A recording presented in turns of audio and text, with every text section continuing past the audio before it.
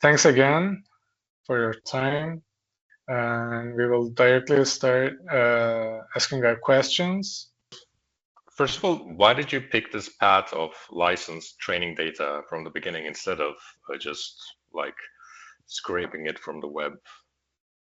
Yeah, I mean, so a lot of it comes from our backgrounds. Okay, so we weren't just technologists starting an AI company, but we were musicians and technologists starting an AI company. And so naturally, the mindset is very different when that's the case, right? Like you tend to kind of like empathize with artists, you understand like this is a technology that is going to disrupt the whole art creation space. So instead of like stealing from artists, why not partner with them, right? Like and artists are always, in fact, like one of the first adopters of any sort of technology, right? Like they tend to like create new forms of entertainment by adopting new technologies. So my perspective was, if we talk to them, there's always a conversation, and they would definitely be interested in partnering with AI.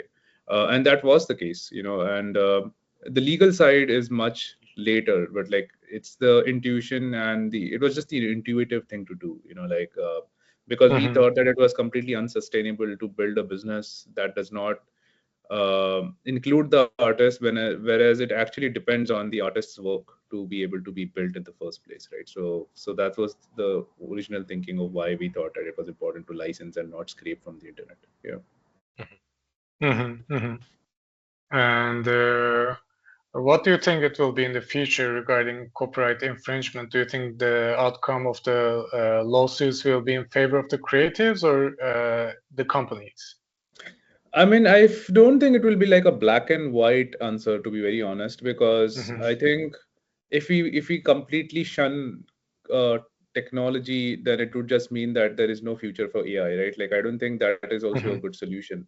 I think there should be a middle ground that should be established. I see a future where media companies and AI companies would be working together, in the sense like licensing will become the norm, in my opinion, because I mean, if you just look at it fundamentally, you cannot abandon one industry for another industry, right? Like if you allow outright in like scraping of content in media to train all these models, what it essentially means is that IP has no value anymore, right?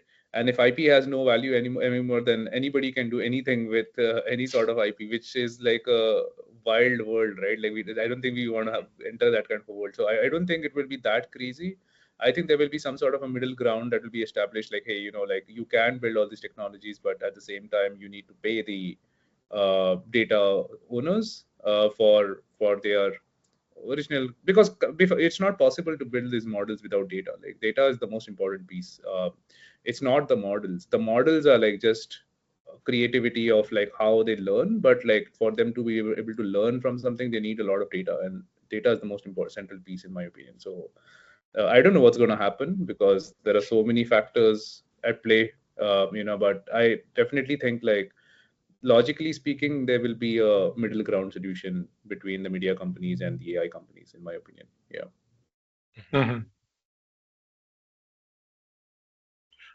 Also, did you have any challenges you faced with licensing with artists? I mean, how do you license agreement with the artists, and what are the So challenges? yeah, I mean, we were doing this since 2021. Like people are talking about this in 2025. So this is like 4 years back. AI wasn't even a thing, like people weren't even like discussing all these aspects. So one of the learnings that we definitely had were artists definitely see a threat from AI, because like when they hear the word AI, they naturally start brings this thought process in anyone's head, like, oh, is this going to replace me? Is this going to compete with me? That's a very natural thought any artist would have. But when we would go to them and be like, hey, listen, we're going to be paying you the $500 or $1,000, and we're going to like buy your samples, and we will take your permission. We will like do a licensing deal. We'll do an agreement. That brings them some comfort, because then they're like, okay, I'm getting paid for my work, and I can make money off this. And I can like license my content. So it just makes it much more compelling for an artist to participate. And over a period of time, I've only seen this improve. More and more artists are willingly wanting to participate in the AI revolution. I get so many messages on my Instagram, on my emails, LinkedIn all the time, like, artists reaching out to me and be like, hey, I want to contribute to Beatoven. How can I contribute? Like, I want to be a part of this thing. So this is pretty interesting, right? Like, so from an age where artists saw this as a threat, now artists want to participate, which is a good progression in my opinion. But challenges, of course, right? This is a capital intensive business. You need a lot of upfront cash to pay all these artists. So we obviously had to raise venture capital for being able to do that. At the same time, doing large licensing deals is a little hard because we need a lot of data. So with an individual artist, how much data can they give you? They can give you like 200 songs, 400 songs, maybe maximum 1,000 songs, not more than that, right? Like beyond that, an artist cannot be more creative. So that is another challenge, I would say. So getting a bulk of data is a little hard when you work with all these individual artists, and that's why now we are slowly moving in a different direction.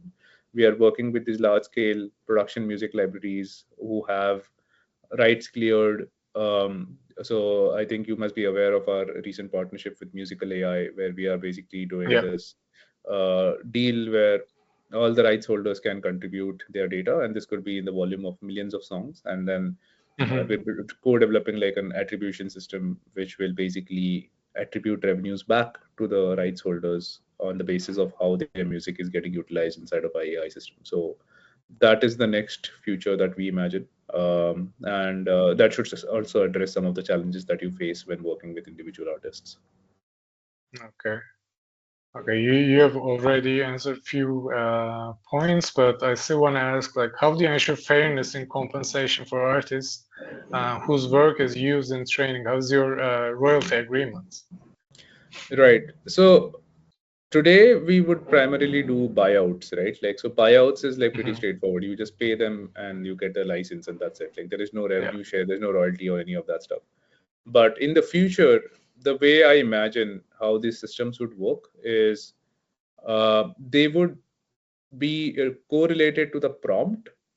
Like let's say somebody is kind of typing in a prompt, like give me a instrumental track which has like a Spanish flamenco guitar. And now you look inside of your database, all the examples of Spanish flamenco guitar. So let's say there are like 1,000 of them. So you could fairly attribute from that prompt whatever revenue has been generated to those 1,000 samples, because it would be like some sort of like a remix or a combination of all of those 1,000 samples that were used in the training data set. Versus, let's say somebody would say, like, make me a song in the style of a so and so artist. So that would directly be attributed to that artist because that artist drove that subscription, right? So my perspective is it's going to be a completely new economics, new business model, new way of attributing royalties back to artists. It is not going to be anything like streaming. Like streaming is a very different thing. This is going to be like a completely different way. So there are thoughts at play right now as we speak. We have been having these conversations. So there's going to be like a combination of rule-based and machine learning-based methods, in my opinion. Yeah. How can musicians collaborate with your contribute to your platform? Like, right. So two ways, right? Like, so one is of course as training data. So I think that is a very large opportunity, in my opinion, right now for musicians to collaborate. Like either by working with the aggregators, which are the production music libraries, or directly working with companies like us. So, and also they can get potentially paid for it. I think this is again one of those things, right? Like whoever jumps on the wagon first will probably make a good amount of money versus somebody who would probably come maybe 5 years later, right? Like think of it like how it was at YouTube, right? Like the people who came onto YouTube in the first few days got millions of subscribers and they are like so big it's impossible to replace them, so there's always this first mover advantage. So there will always be artists who are proactive and smart and who are aware versus there are the same thing for Spotify, right? Like I remember so many artists that I personally know who were really successful in the CD business, but they did not make it in the streaming business, because they did not make the switch to streaming. So I think artists will have to make themselves a little bit more aware about this technology, and it's very, very early days. They can participate not worry about how much money can they make right now, but rather think about how can they be a part of this thing quickly, so that at least in the future when these things blow out of proportion, they could make a lot of money, right? Yeah. So those are some of the ways I believe artists can participate. The other way artists can participate is also by using these tools. Like, I'm already seeing artists using these tools. Like, they're using it for their production, they're using it for sampling, they're using it for remixing, they're using it for like voice cloning. There are all these use cases that have already emerged. So these tools are helping artists become more efficient with their workflows. And I also believe AI is going to play a good role in royalty management, in workflow optimizations, all those kind of use cases. Music production is going to become much more efficient, in my opinion, because if you remember, I mean, I personally used to use Ableton, and I remember like when I was starting out, I was just like overwhelmed by the amount of choices that I saw on the screen, like, in terms of plugins, in terms of DAWs, in terms of so many things. For somebody who wants to get started in music production, it can be daunting, to even like use these tools. But imagine if you had agents that are guiding you and telling you like, hey, this is what you can do with this knob, this is what you can do with this knob, and I just like pay attention and I just use it as an assistant. All of those things will make it much more easier for artists to produce music, in my opinion. So yeah, I imagine a pretty good future with all these things coming into them, as long as artists can get paid and fairly compensated. Yeah. Yeah. And what would you say to artists who are skeptical about AI generated music? I mean, artists who want to be skeptical can be skeptical, right? Like, in my opinion, it's always a personal choice. Like, there is no force to adopt any new technology. Like, I know so many artists who never adopted streaming, but they're out there and they're doing great. Like, they have like a fan following, they're on the offline market, they get a lot of concerts, they perform. So I think we overvalue technology a lot of times. I feel like it's not like if somebody is not like using the technology, they're going to get left behind. I mean, okay, fair. Like, you'll get left behind on the front of making a lot of money from these technologies, but I mean, if you're an artist and you're doing well and you're talented, I don't think anybody can stop you, right? Like, you will always find people who love your music and people who want to support your music. My perspective is like, if they want to be skeptical, they can be, and I think artists have very good reasons to be skeptical about this technology. Like, I don't know, I personally am an artist myself, and I don't think there are a lot of aspects of this technology which is blown out of proportion and it's overhyped. Like, like for example, and there is no role that this technology has in music performance. Like, why in music performance, right? Like, music performance is like such a unique artist thing. Like, people come to see the artist and like see the performance. Maybe this technology will help with some assistance, but like, imagining a robot that's performing. I went for a concert recently when I in San Francisco. There was a robot that was DJing, and it seemed very, yeah, really, I saw it. Like, and it was like, for the first 5 minutes I was very fascinated. I took videos, I was excited. Wow, this is so cool. After 5 minutes I was bored. I was like, what is this nonsense? Like, I don't want to like watch this. Like, I need to see like an actual DJ, like, doing something interesting there. So that's what I'm trying to say, right? Like, so artists can choose to be skeptical of this technology. It's up to people what they want to do with this technology. Like, it's not like everybody has to jump on this technology. Yeah. Are there any specific ethical guidelines you follow when like developing an AI model? Any So specific? I mean, there are some guidelines that have been laid out by the industry. I think you must be aware of AI for Music, this initiative that was formalized by Universal Music Group and Roland. If you go AI for the four number music.org, you will see like some of the guidelines that they have laid out for ethical AI. There is also one more new guideline that I recently got to know that has been coming out from, I think, from some government executives. I'm not very sure, but like, honestly speaking, I never have bothered to look at these guidelines. It's like, as a technology developer, you always need to kind of think consciously about what you're building and what implications it has on society. I mean, as long as you kind of think about those two factors, I think you should be totally fine Because when I looked at all of these guidelines, and I just realized, oh, we fit into these guidelines by default. Like, there is nothing that we need to do to change ourselves to be fitting into these guidelines. Like, the guidelines always come from policymakers, and policymakers are not people who build technology, right? Like, so my perspective is like, it all starts from the founder's head.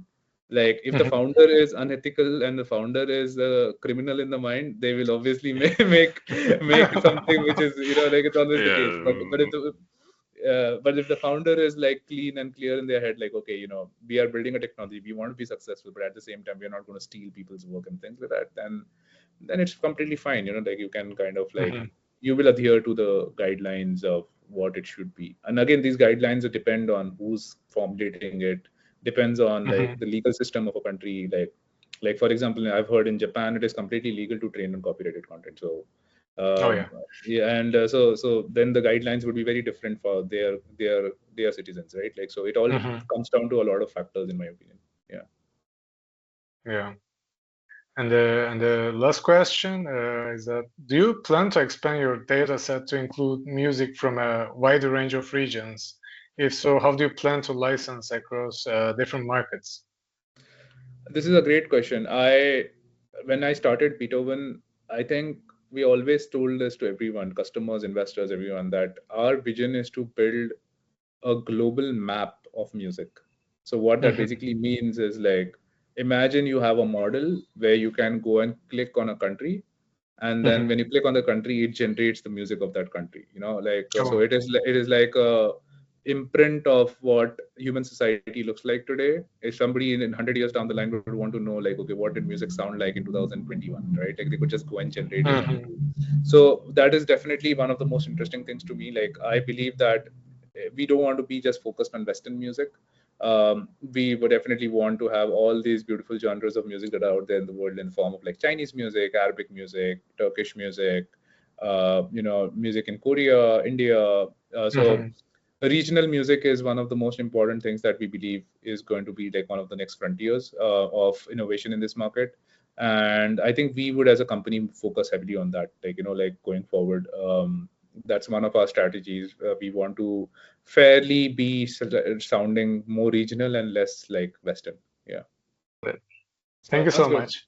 Yeah. Thanks, Sartaj. Thanks, Sharif. Take care. Bye. Thank you. See you, Mansoor. Bye-bye.